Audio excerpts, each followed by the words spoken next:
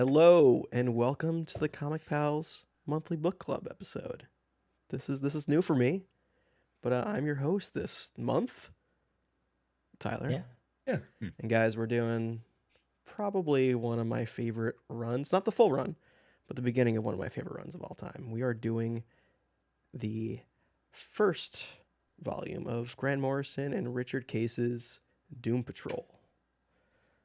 So this collects issues 19 through 25 of Morrison's Doom Patrol, and I believe this was 89. His Doom Patrol went all the way up to 93, but it started in 89. Yeah, it's earlier than I thought, you know?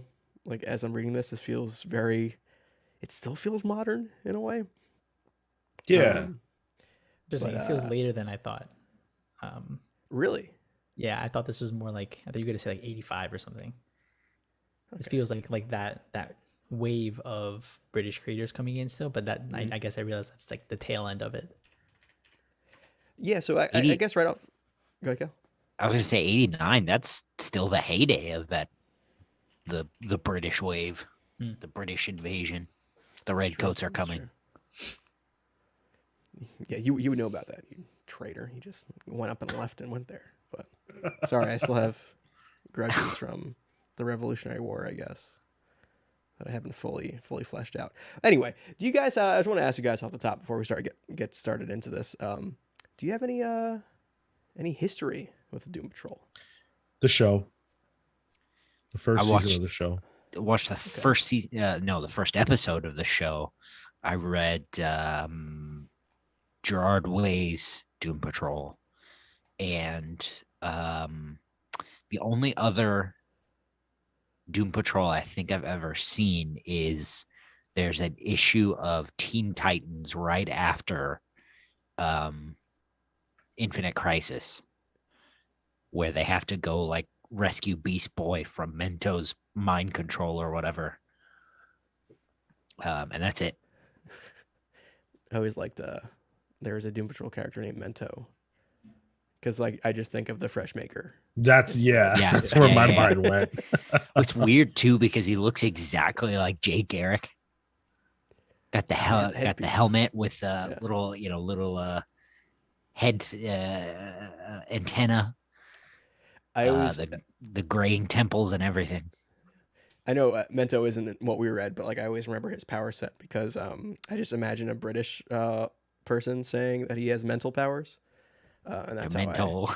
Yeah. That's how I remember it. Kale, you've also read Flex Mentala, right? Doom Patrol's not in Flex Mentala. No, but I think it's a character that appears in it. Okay. He joins the Flex team and stuff. is introduced by Morrison in their run. Like later. Mm-hmm. Yeah. Mm-hmm. Yeah. I have the book. I hadn't read it yet though. So. Oh, it's tremendous. Is it? Yeah. We should do it. Yeah, we should do a book club on that. We'd have to do it all shirtless though. I think that's the deal. Yes. Yeah, of course. The hero speech. Has to be. That we cannot do on YouTube. Sorry. Sure we can. No, Yeah, our of course. nipples Not allowed aren't to the free the problem. nipple. You can't. Our nipples aren't the problem. Don't speak for all of us. Some of our nipples might be the problem. Yo, somebody got big old pepperoni nips on the show. Right? Have to wait for that book club. Never I don't think mind. so. The 13th month of the year, we'll do a Flex Mentala. There we go.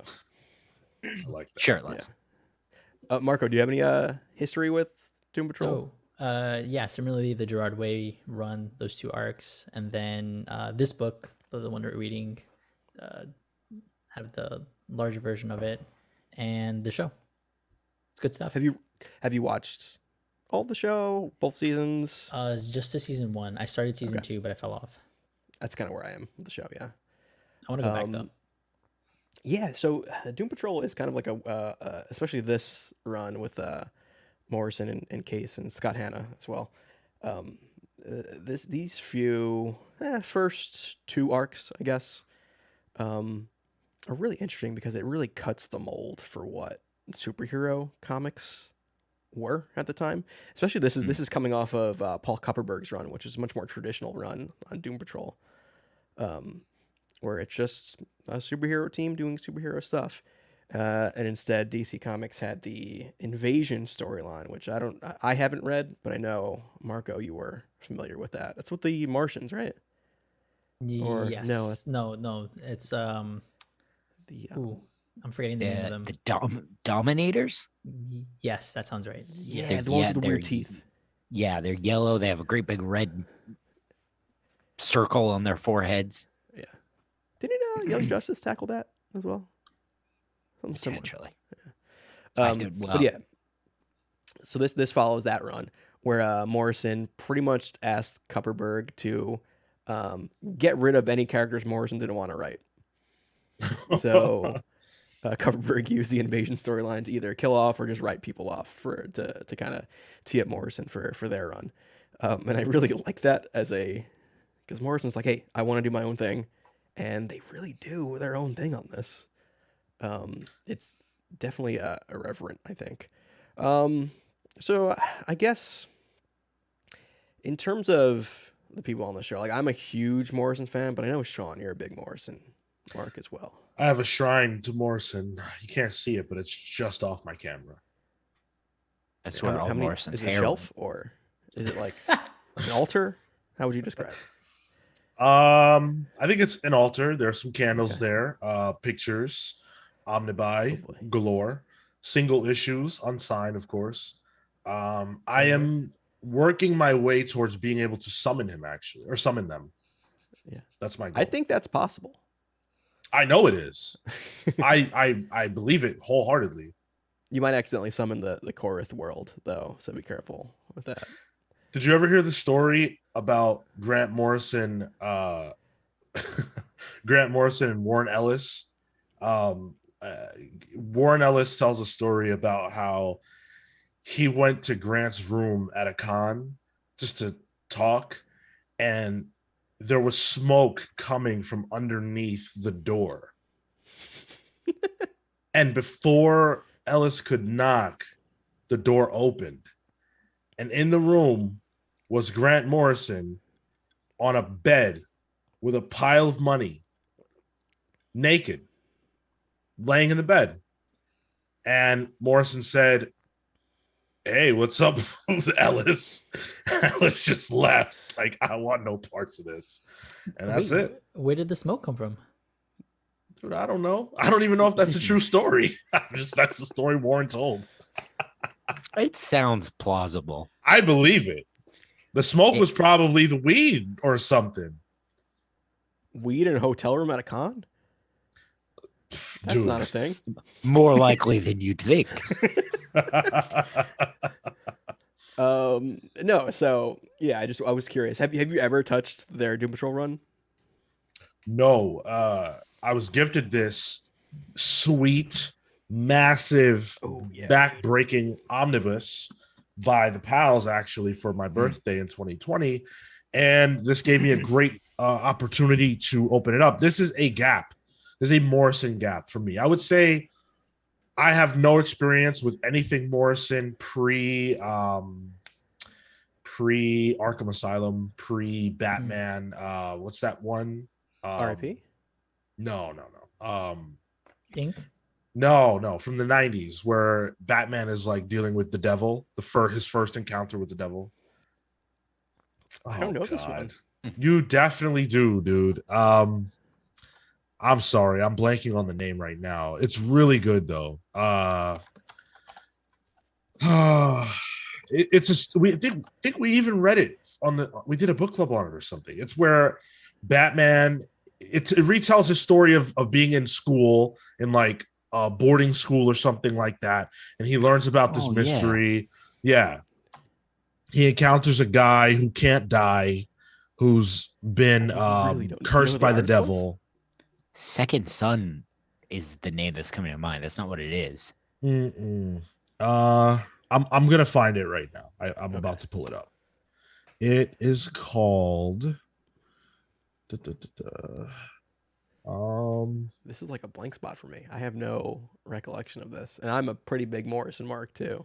I'm so sure you've read it, and then of course I go to their Wikipedia, and it's not even there. You got to be kidding me! Now I look crazy. That Black Glove? No, it's from the 90s.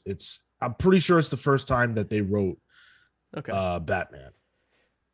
I'll find the name. You keep talking. This would be Gothic. Batman Gothic. Oh, okay. Oh, Yeah. All right. Yeah. So before Gothic, I have no familiarity. Okay, cool. Do you like? I guess. Well, I guess I want to know what you thought about this so far. Then, as Yeah. somebody coming into this era of Morrison that you hadn't, gotten into before. So the first thing I'll say is the thing that I kept coming back to, which is that I can't believe this is a DC comic book. It doesn't feel like DC to me. What I interpret or think about DC as is not this. These are not superheroes. This is not a superhero comic book. This is something that is very different from that. And I'm so shocked that Grant was doing things like this back then, because it's so out there. Like when I think about this time in comic books, I think about like the X-Men, I think about Spider-Man, I think about obviously like some of the most important Batman stories ever told, and I think about Watchmen. This is outside of all of that. This is something different than all of that. This is like a hole that Morrison just he created a hole in the industry by doing this, and it upsets and inverts everything that I've read from this time period. It's really, really amazing. this is like this is Vertigo bread and butter. Yeah. Very much so. Like Swamp Thing became a lot of this. Books of Magic, Hellblazer. This is that wacky Vertigo styling. If you like this, there's a lot of books out there. Like even Gmo's Swamp Thing run. Yeah, like an arc or two. They had an arc or two in the late 80s around this time as well. That's pretty good. Well, one of the themes that I was, thinking about during this is like the whole unwilling hero kind of aspect of it, which I think is really, Marco, as you list the other Vertigo titles at the time, was prevalent, I think, in Vertigo, where it didn't really exist in mainstream books. It was the theme very much. It very much was the theme. Hellblazer was he came to do the things that needed to be done, but he wasn't happy about it. There was tragedy involved. Swamp Thing was a character who was gifted these powers and learned to grow over time, but wasn't one to, I guess, go up and be like, all right, I'm gonna be the hero. A lot of the time, the storylines I think that Vertigo puts out would be about having the power to do something and deciding when the right time would be to act. Sure, I think that also like works for Sandman as well. Yeah, for sure. Yeah. It's funny, like this is a very, it was almost cliche to say, a very emo book in a way. Like, and the characters are always complaining, and nobody's really happy in this book. And then, modern day Doom Patrol is written by King Emo himself, Gerard Way. I'm like, okay, this tracks. I think for me, like I read Doom Patrol originally right when the Gerard Way stuff got announced. I'm like, okay, I need to know this shit because I am a huge MCR fan, so I was really excited for that. So being able to, see this and read this again is good. One thing that I wanted to even mention as well, plugs for the show. We should probably bring those plugs in. I forgot to mention that at the top of the show. So, yeah, you can follow us at the Comics Pals on shit. Where are we now? Twitch, YouTube, Instagram, TikTok. Popping Doing a off. little good there. Yeah, just talk to us on our Discord as well. You can find all our links in our bios wherever you're listening to us. Podcast, watching us live, whether it's live or recorded. Find us there. Interact. It's fun. Or comment on the YouTube video and then have Sean be the one that flames you back. Sean's the one responding. I was just saying, but And he will be the one to flame me back. I make no bones about it. I'm That's very fan respectful, engagement. but That's fan engagement. Yeah, it's good. Especially for this, like the book clubs, I'm real curious to see if anyone has any real love, affection, or didn't really care much for it. I think, actually, Cal, I don't have your opinion on this yet, but I think we all can say we enjoyed it. Yeah. Very Okay, much so. good. So we're all at least on some similar page. Interesting. Yeah. Do you want me to get into it? No, yeah, go for it. Yeah. This sort of more esoteric Morrison is it's a bit where he starts to lose me. Sorry. It's a bit where Morrison starts to lose me. They in the issues where the Scissormen really start to take over, and the Your child, Sean. Sorry, Kale, but Sean's just chuckling as soon as you said Scissormen. I love it. It's so insane. Yeah, that's what it is. Yeah. And then Robot Man and Jane go to Kansas City, which is being taken over by the other world or whatever, and just all the nonsensical dialogue and captions. I just like, to me, there's a point where it's like, okay, I'm gonna go ahead and skip over this because I know it's either so deadly specific that I'm not going to go look it up because it belongs to some 13th century Germanic monastery, or it's absolute rubbish. So you're kind of close, actually. I think the Scissormen exist from an old fairy tale that was German. Dutch or something. Yeah. Dutch or German. And the dialogue that the Scissormen have is actually Grant.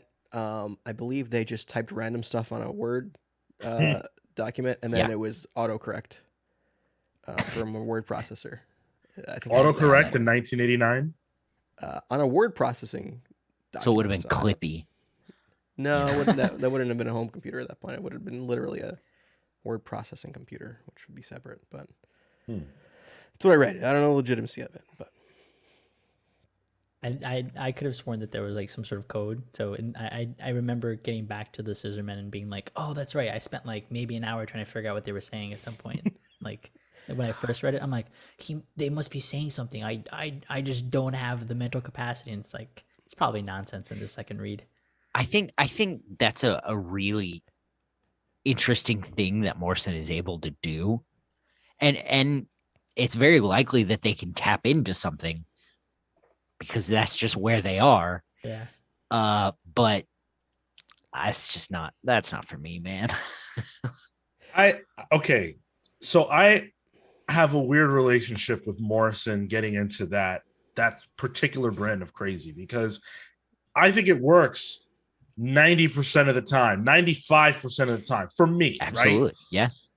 And then like Final Crisis comes out and I'm like, okay, I don't know what the hell this is. Right. Yeah. But we read Multiversity, and when I was reading Multiversity, I was like, okay, I finally reached the point where I can no longer deal with what Morrison does.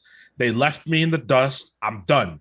And then we sat down and did the book club. And by the end of the book club, it was one of my favorite Morrison books of all time, because of the conversation and what I was realizing as I was thinking about it and having to talk about it. So for me, at that moment, I said, okay, never again will I doubt Morrison. Never. I don't care what the Scissormen are talking about. It doesn't even matter. It's all crazy, and I'm here for every single second of it. That's how I feel about Morrison. I mean, so we didn't get to it in the book that we read, but Doom Patrol does get into introduces Mr. Nobody, who we get teased in the at the end here, in the Brotherhood of Dada, which is a supervillain team that is based on the Dada movement of art, which is, I think, Morrison, I guess, could be the most Dada comic book writer ever, in a way. 100%. Where it's just the idea of it, just rejecting logic and reason, where things, the fact that it doesn't make sense is the objective of it. Right. Which is what I love about Morrison, because Morrison always threads the line where it's like, and you mentioned like Multiversity and Final Crisis, or even like the Zur-En-Arrh, the end of Batman R.I.P. is what I think of, and a lot of Doom Patrol, where they throw so much weird, random bullshit at you, and you don't know if you're supposed to read into it or not. And if you do, Did you just come up with that and pull it out your ass, and not something that Morrison even thought of, or was it planted there?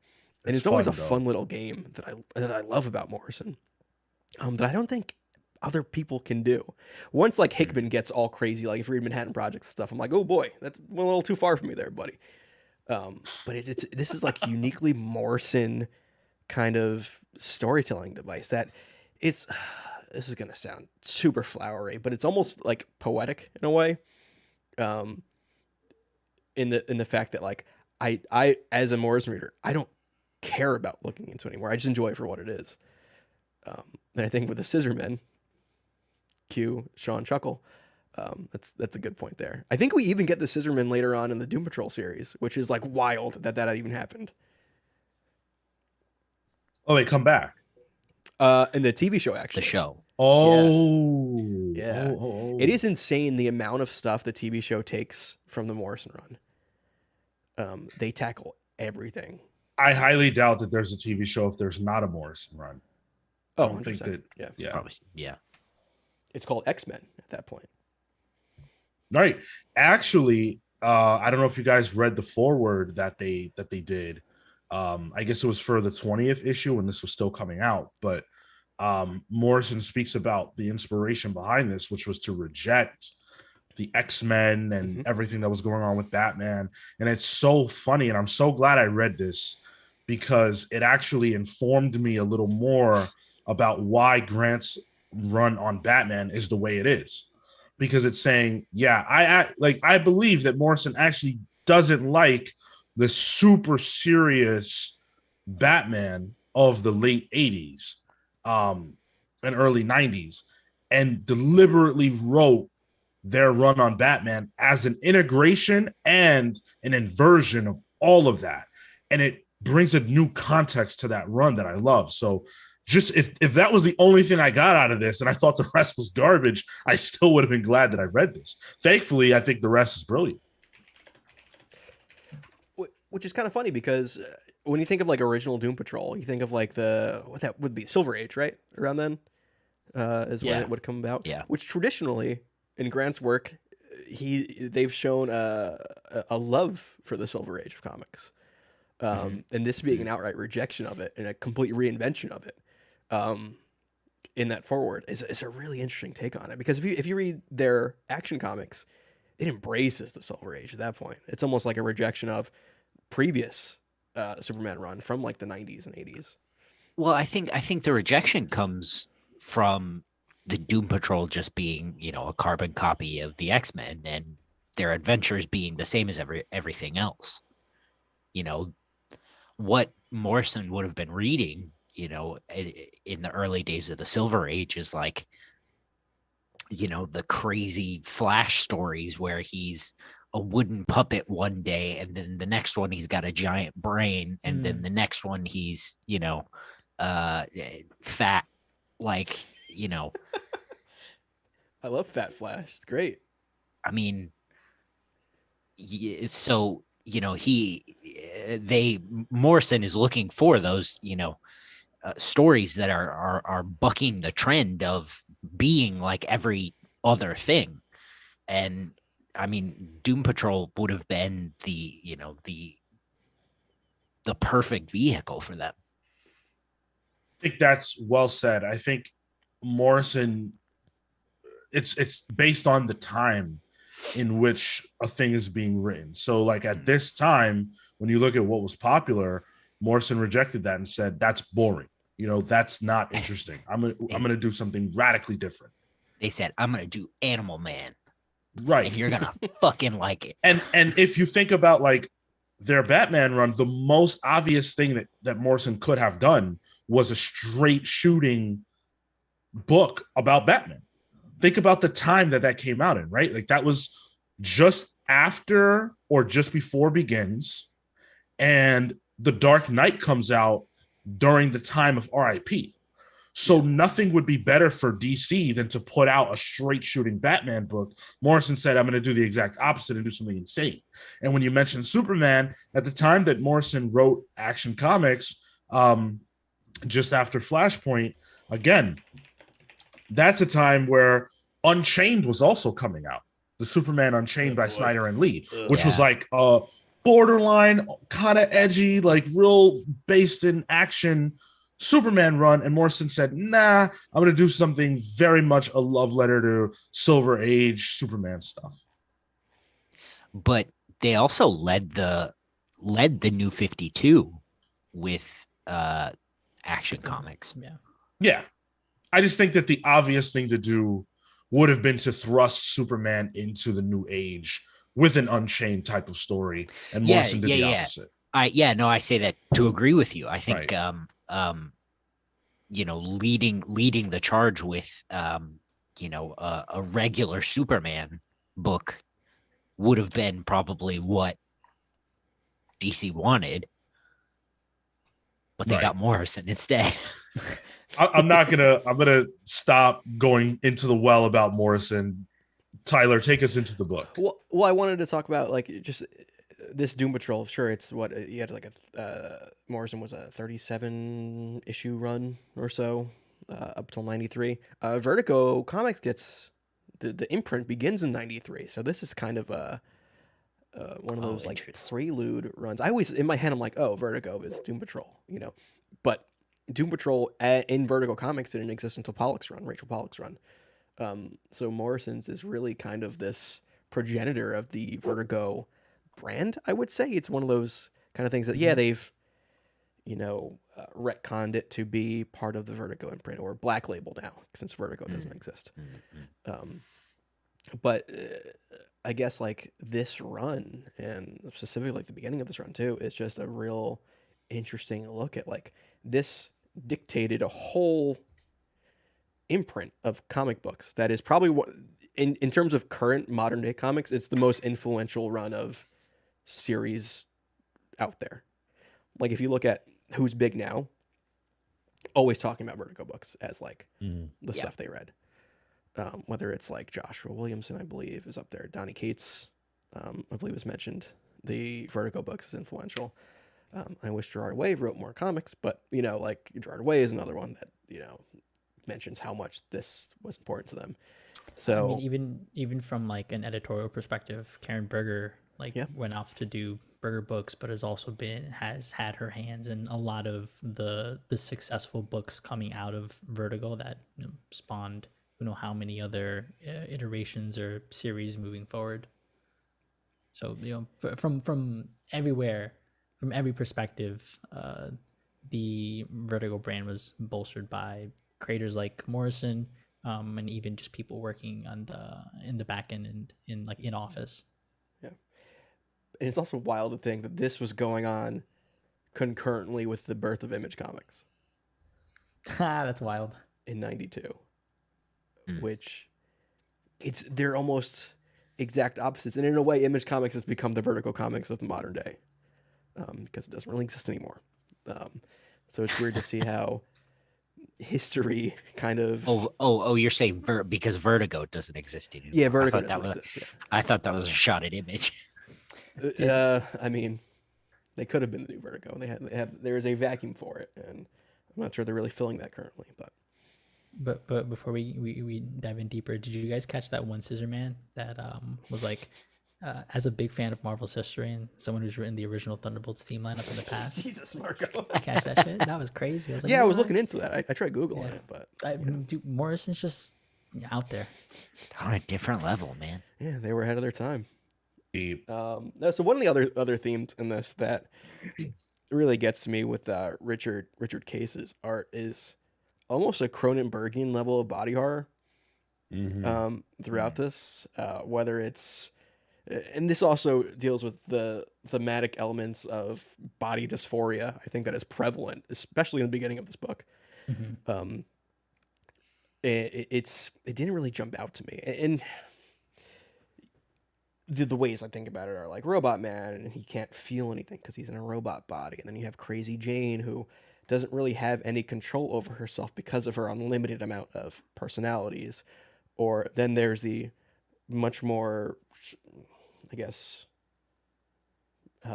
it's in the text a little more with Rebus, the Negative Man, being a combination of the female and the male body, but also something otherworldly. at the same time. And then even Niles Calder, he is disabled. And there's no character in this outside of like Josh, who's like our just normal dude and the one normal dude in this whole book. Nobody really has traditional superhero body, but also they're dealing with something with their body that they can't quite grasp, and it's something they fight against throughout it. And in the art, there's a lot of allusions to it. There's the in the Red Jack, the second arc in this, Robot Man's looking through a circus mirror, and his body is in different ways there. I'm just curious if you guys noticed this throughout it. I mean, it's kind of hard not to, but Yeah. It was really interesting. These are all characters who are essentially alienated from their own bodies. And obviously now with the context of how Morrison has, come out as non-binary, yeah. And just knowing what Morrison has done and experienced in life over the years, that makes a lot of sense. But it also makes for really interesting storytelling, because if you contrast this with, like, for example, the X-Men, even though characters like Beast may represent that aspect of being uncomfortable in your body, Beast is pretty chill for the most part, and He's had 3 mutations at this point. He's probably yeah. And even, like, the rest of the team, for the most part, the rest of the X-Men are chilling. Cyclops, Jean Grey, yeah, sure, they have powers. Cyclops wears glasses, but like, he's cool. He's a regular white dude, tall, perfect. Everyone on this team is disturbed, tall, perfect and white weird. dude. Yeah, I mean, yeah, absolutely. Who just has to wear glasses, otherwise he'll end everything. That's normal. I like that this is so radically different from that. It takes that concept of normalcy and really twists on its head, because you, like, even within the X-Men, right? Like, sure, Beast, but then you got what is it, the Beak, right? I think is his name. You always bring up Beak. You love Beak, I feel. I love Beak, dude. He's an amazing character. But like you, even for something like X-Men, right? We don't really always get those wacky characters. We get the ones that are more normal, quote unquote, or something that we can see ourselves in physically. And that approach of taking a unconventional superhero story and team, and then bringing on characters who are unconventional superheroes, and if you can even consider them that, is a good baseline for it. When I first read this, that concept of not being able to feel just blew my mind, because I'm like, oh, that makes total sense, right? You can have a physical body and not be able to perceive something like nerve damage or whatever, right? Let's say, but like then to take it to an extreme is you're also physically not in your body. And it kind of goes to the one of the concepts that they talk about being. There's first there is a mountain, then there is no mountain, then there is, right? And the for all of these characters, there is physicality, but there is no is for them a lot of the time. They're missing certain things and certain things that they feel would make them whole, and that part is removed from them. The clarity for Negative Man on their identity, the touch for Robot Man, or sanity for Crazy Jane. It makes for rife storytelling, and it's also just fun to play off those characters, because you can make them to your point, Tyler, suffer in ways that are beyond just a punch, right? You have that body horror to play with. And you bring up Richard Case's art, fire. There are moments that are phenomenal. Let me see if I have the page. I call out one page in particular because it has like just a really good beat. If you're reading it, it's page 56. But there's this moment where the lead up to this is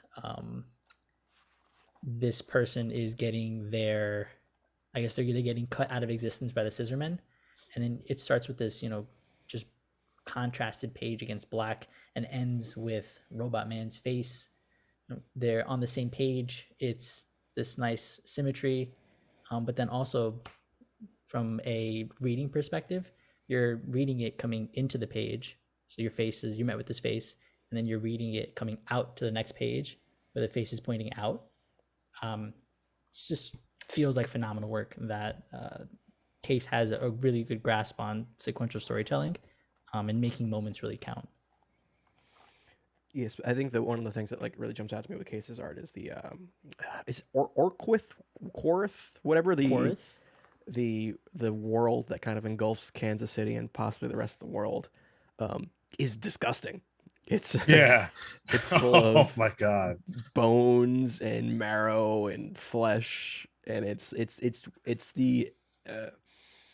super organic in a gross way to combat what would normally be an inorganic cityscape, which I think is a gross way of turning it on its head, which I think it really works in the art. Yeah, the art I think was really stand out. A lot of times with books like this, no, I shouldn't say books like this, with stories from this era. I'm not really that moved by the art, but this was one of those where the craft is so good and it supports the story and tells the story so well that I really enjoyed it. You talk about like body horror. There's a lot of just horror. Like there's a lot of nasty stuff. And Morrison is great at bending your mind. And then whenever they have art that supports that agenda, it just takes it to a whole other level. And I was so like I couldn't put this down. I couldn't Nice. stop reading it. And a big reason for that was that it was so easy to look at. I feel like a lot of times these books are not, I don't really love to look at them. And then from a word standpoint, like for a book from 89, I didn't feel like this was too bad word count wise. Or at least the dialogue was good enough that I didn't notice it. It carried you. Yeah. Yeah. I mean, not to backtrack a bit, but just the idea of, I know Grant Morrison has come out recently as non-binary within the last year or two or so, and Last couple, yeah. yeah, and like just the idea of like with Rebus essentially destroying the gender binary with one character, and the art kind of doing that at the same time. It was almost kind of masterful of how the art kind of makes Rebus look both masculine and feminine at the same time, even though they're covered up with bandages. So it's this weird, it's the body language that's drawn in it that was very interesting. And this being what, 80, what did I say, 87? 89. 89, yeah. And fighting against the gender binary like that, way ahead of its time. Yeah. And it does that further too. Like further on, we get introduced to Danny the Street, which is a sentient street that's also trans. Which, What? Yeah.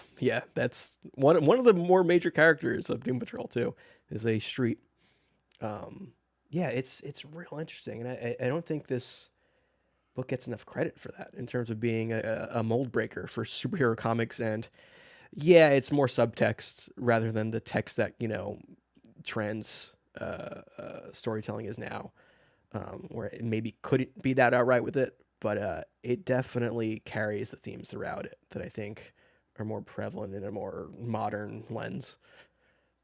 Rereading it, I was viewing it very much from that perspective of, this very well could have been a conceptual question or understanding that was probably rattling through Grant's head, and pen to page, seeing what execution sort of looks like in that. I think to the point on the art and the way that Rebus is represented, Negative Man being just a silhouette, you view the figures, you view things via the silhouettes. We have what is it, the bathroom signs, right? You can tell from the silhouette. You don't need the detail, but the silhouette itself is indication enough for you to be able to assume and make the binary, where you can take away the negative man being that negative space, very similar to the Scissormen being taken out of the actual physical space, and you're left with the silhouette, and you can still distinguish things.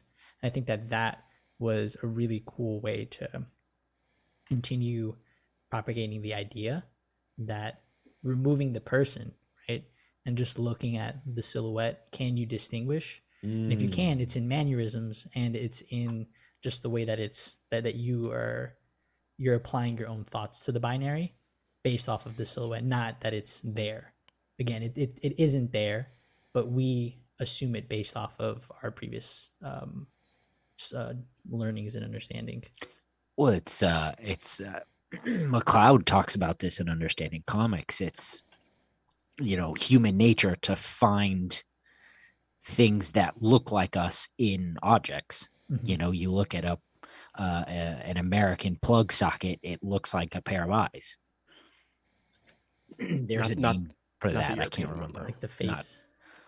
Yeah, There's a definitely Reddit, not a subreddit the that UK one. I follow that's about that. Just Mhm. a lot of cars on it. But Marco, I think it just kind of dawned on me when you describe, like, with the Scissormen, them cutting out people, it's a lack of people or the lack of a identifiable body type in Rebus. There's a distinct lack of things throughout this, purposefully so. Like, I think one of the ones that jumped out to me on this reread of the second arc with Red Jack, is they even mention it in it, was the lack of any real buildup. You get this character that's supposed to be Jack the Ripper, and it seemed they build him up as like a big bad, and then he's just gone and dies. And there's I shouldn't say lack of buildup. There's a lack of real climax or what's the word? Denouement, I think, is the other word. It's the falling action in a story. Yeah. And even Robot Man's like, oh, that's it. That's all that happened, which I think is a good kind of a bucking of the trend with superhero comics, especially at the time. It's like you build up this big bad. He has a backstory, like, oh, he's Jack the Ripper, he's big, and then he's gone in a page. You know, and even that story though is an issue too. yeah, it's a 2-issue arc. Yeah, Like, that's nothing, You will especially never in, see a 2-issue today's arc. terms. Yeah. Yeah. I think that's one of the advantages when we were doing Swamp Thing, when we did the Swamp Thing book club. One of the things that we had, I think, commented was that each of these issues also feels like a very complete story. You can read these individually and you get a complete package. You have your the beginning there, you have your climax, and you have your end. Leading into the next issue, it isn't separated by to be continued, stay for the next one. You can come in and read one of these issues and you have a pretty good understanding of where it's going and a satisfying resolution, that I think is something that Grant took advantage of in this series, because he's able to bring you in for those 2 issues, I think, effectively, because you could read one of them and it's satisfying. Which makes sense of it being adapted into a TV show. Like, rereading this, I'm like, oh, of course this would be a TV show. It's perfect for it. Just tell one and done stories with an overarching theme. It's like, it's TV made already. Yeah, it's fucking weird, but TV's fucking weird now. So, like, it makes sense in my eyes. So yeah, anything else jump out to you guys during this? I guess the first two arcs of this. Are you guys gonna keep reading this, or? I mean, Sean, you have it readily available right there for you. So, I fully intend to. I needed something like this, something a little bit different, because I don't only read superhero comics, and we certainly don't for the book clubs and our various shows. But even when we step outside of the superhero paradigm, a lot of the books kind of have a similar vibe, similar stake, similar writing style, and this just breaks every mold, even it being from something that's almost 30 years old or whatever, or over 30 years old. Really think about it that way. Yeah. And so it's a real palate cleanser in that sense. And I'm really happy about that fact. So now I have something to go to that can trip me up, and I don't know what's going to happen. You know, like I couldn't really predict the book at any turn. And I feel like nowadays, you know, you could almost write it yourself. Um, so I'm really happy about that, and I can't wait to read more. Just wait till you get something like Mr. Nobody. Oof, that's next some arc. banana stuff. Sean, just keep reading.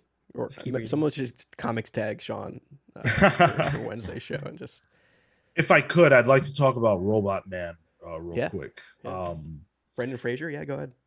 Man, what a great character. Yeah. Like I wasn't sure what to expect. Because obviously I saw the show, but I didn't know if it was gonna be the exact same. And wow, they ripped my heart out almost immediately with this guy. Because they show you right away why he's like this. And then it's like, I can't feel anything. And for a guy who can't feel anything, the most evocative panels are the ones where he's screaming in pain or revulsion or whatever. And that's craft. You know what I'm saying? To make me feel that much for a character who can't feel, like that's incredible work. And Grant does a lot of interesting things with Robot Man in this, and the fact that I think Robot Man is named Robot Man once or twice during this whole thing. Like there's a distinct choice to just go by Cliff in it to humanize him, which I think, you know, in his more superhero named identity stuff didn't exist. So I think that explicit need to call him just Cliff is really important to humanizing the character. And also, you mentioned like the pain and stuff. Once we realize that any of the pain he's showing in this is instantly emotional or psychological pain, Right? Anguish. Makes it, yeah, and because you're reading it, there's no way you can feel physical pain by reading a book. You can have an idea of what it feels like, but if I'm reading a Superman book and he gets shot with, I don't know, laser beams, I don't know what that feels like. I never had LASIK surgery. I don't know what that feels like. But I know what emotional and you know, mental anguish feels like. So having something that's much more you can empathize with more in a superhero book is a really great choice. And to some degree, I think that's true for all the characters. That, like, if you look at Crazy Jane, like what she's going through is something that I'll never understand, but I understand what it's like to not be sure of myself or not know exactly what I think or feel about something, feel alienated from my own mind. You know, like all of those things are things that I have felt and dealt with. And you can find yourself in any one of these characters to varying degrees. You know, with Rebus, not being sure about your identity, you know, not being sure about how you want to present yourself to the world, having these kinds of awakenings. There's so much here that, for as wild as all these concepts are, every single one of them is imbued with a humanity that we can all tap into. Oh, that one part where Crazy Jane's running around barefoot around like glass and stuff. I was like, ooh, I feel some physical pain there. That one I can relate to. I did a lot of that when I was a kid. Breaking glass in panels? New York. Dude, I used to step on glass all the time. It was annoying, and it would always happen. Splinters, glass, nonstop. Were you like a barefoot kid? Like you just like weren't walking around? I'm a barefoot human. Oh, like Contessa. Who? I get the that barefoot reference. Contessa? No, you guys don't watch Food Network? Okay, all right, that's fine. That's all right. I'm a middle-aged married man too. I get it. I just like food porn, dude. It's like watching it and then knowing I can't make it myself. But yeah.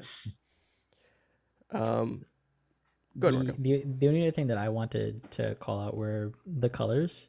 They're all very, you know, of the time, primary colors. A lot of it's going to be from the printing, but there's just this I think pulp feel in the use of it. We are seeing a lot of horror here, but I think the use of, you know, these sharp pinks against Robot Man's orange body, we're seeing a lot of deep blues when it comes to being in this other world. There's just a good use of color. There's just a good use of color, I think, to help elevate the moods that accentuates some of those horror pieces. And I always appreciate that kind of stuff. One of the things I noticed with the color too is, especially Negative Man or Rebus, is that they're wearing a green trench coat throughout it, duster. But the color kind of changes depending on. I've seen like there were multiple Man, I times love where that coat. that coat was just a different color, or I don't know if it's like maybe just the way that was this digitally painted over for the modern printing, possibly. I'm not sure, or if it was a choice where like the color is changing because Rebus is constantly changing. Well, one of the ones I particularly noticed was when Rebus is with is it Eleanor's husband? Great scene, yeah. Um, their Rebus's coat is blue, blue and purple. When it had been, when we actually see them in it, it had been, bright orange and red before. Oh yeah. So I wondered if it was linked to their emotion somehow. So for that's true, yeah. anybody watching the video, you can see it's orange here, but then over here it turns purplish blue. I didn't notice that. Yeah, ever changing. Fluid. Or I mean, it's a lot. Maybe that was the idea of shade. And then over here it's green. Mm-hmm. I like the gradient too. We don't get enough gradient in comics, you know. Like, I think you just showed a panel with Josh on it. Can we talk about my man Josh real fast? Like, who? Okay, I have no context for Josh. So so the guy on the right was Eleanor's husband, but Right. Josh is over on the left. yo, why does Josh do nothing? Like, I was so ready. I was like, okay, cool. There's an awesome black dude with powers. And then he just gets sucked into the weird world and then comes out and it's like, wow, that was a trip. And he doesn't really get to do anything. Does anything ever happen with Josh? So Josh was a previous member of the Doom Patrol known as Tempest. I guess back in the season, introduced in 77. So I guess it's maybe one of those just characters that Morrison maybe wanted to keep continuity going. Well, did you guys have Tom Pears? Yes. He mentions that Josh he didn't want to be part of the superheroes at all, and that was his thing. He was like, "Yeah, I have powers, but I don't want to do this," and that was it. You know what? Pair, by the way, we had on the show. Yeah, That's right. Oh, that's wild. Wait. Yeah. Oh, you don't remember having that whole conversation with him? No, I do, but I just realized that I skipped through the beginning of it. Oh man, I only read Grant's stuff. I wasn't here for that, so I can't speak to that one. But no, yeah, I mean, I think you see a little bit more of Josh later on, but it kind of Josh feels a bit of an afterthought in the beginning of this. But I guess Cal mentioning as him being the more traditional superhero power, and he's a normal looking dude, and his thing being that he just doesn't want to be a superhero is an interesting point. It's funny. It's the anti superhero, not the anti-hero, but the anti superhero. Yeah, I could see that. Do you have any other thoughts, Cal, on this? Well, I not much. I thought issue 25. The fact that it starts in 19 keeps throwing me off so much. Yeah. It would have been. It'd be issue. The last issue of this collection that we read, is a big. I don't know. It's basically a big sort of coming of age narrative for a girl. It's basically a getting your period allegory, I guess. For Rhea. Yeah. No, Dorothy. Dorothy, yes. Sorry. Oh, okay. I thought that was really interesting because there were moments where it didn't necessarily seem like that, but then she talks about like the blood running down her leg, and I went, oh, okay, that I see what this is. Oh. Yeah. That took me a second because the red shoes being very emblematic of whatchamacallit. Oh my god, I'm blanking on the movie. Wizard of Oz. Wizard of Wizard of Oz. Right, so like it's very fairy tale-esque. and so they can represent the what you think womanhood would be like, or what you would the idealized version of it. You get the ruby slippers, and it's happily ever after, but the reality sets in. So and that was a really cool use of Well, for her, it was the other way around. Her so Yeah. her whole thing was that the imaginary friend she created told her a story about Snow White or something, and they made her dance until her feet fell off, mhm. and they bled to death, and the blood got all over her shoes or something. So that freaked her out, and she didn't want the red shoes. But when she finally accepts them as, her womanhood or whatever, they become Dorothy, Wizard of Oz, Dorothy's ruby slippers. Yeah. Good imagery. Yeah. Dorothy in this show is fantastic, by the way. Great. Oh, she representation of that she character. comes up as a character. Oh yeah, pretty much the driving force of season 2. It's Oh, nice. Okay. real. I got to go good. back to this show. It's Yeah. it's. I mean, when we announced the show on social media, I think we realized that the Doom Patrol has a fan base now. Yeah. A big one. It's good. It's kind of a sleeper hit. Like I feel like when it's one of those shows that people are gonna look back on, like, oh, that shit was pretty good. It's Brendan. Wish I Fraser, could too. get it. Oh yeah, because You should try it, dude. You should finish at least the first season. No, I can't get it. Is what I'm Region saying. lock. Well, Yeah. with our sponsor NordVPN, you can. No, You just could kidding. Pay for another subscription on top of NordVPN. But yeah, I think that's kind of where I want to leave the show. On that one, do you guys have any final thoughts, or are you all good? I love Doom Patrol. Yeah. There's not enough Doom Patrol merch. There's my issue. Not Do what enough Marco shirts. does. Do what Marco does and just make it. Yeah. Yeah, I guess I could do that. Want to do something, and that's it. You get a t-shirt. and Redbubble that's it. banned me from that years ago because I used to do that, but I was also trying It's to hard- make money off of it. It's hard to recommend it. I think you have to be, not because of quality, but just because it is kind of crazy. I don't think that if like superhero comics are your bag and that's all you're into, that you'll find a lot in this. I think you'll just be put off. You have to be a little bit jaded. You have to be a little bit like ready for something different. I could see me reading this at 16, for example, and being completely alienated from it. I don't think I was ready for this when I was, at that point in my life. Oh, interesting. Yeah. I would almost say the opposite. I Same. wasn't ready for this Yeah. at that point in my life. Oh, I'm sure you guys were. I just wasn't. Listening to Three open. Cheers from Sweet Revenge. at the No, same yeah. time, like, it's definitely not Baby's first comic, though. That's for sure. Right. Yeah. I think in terms of the craft of it, I think it's accessible in terms of like it's not crazy J.H. Williams style paneling, Oh, where it's sure. easy to follow along, but the actual content of it is a little dense. I mean, I think it takes I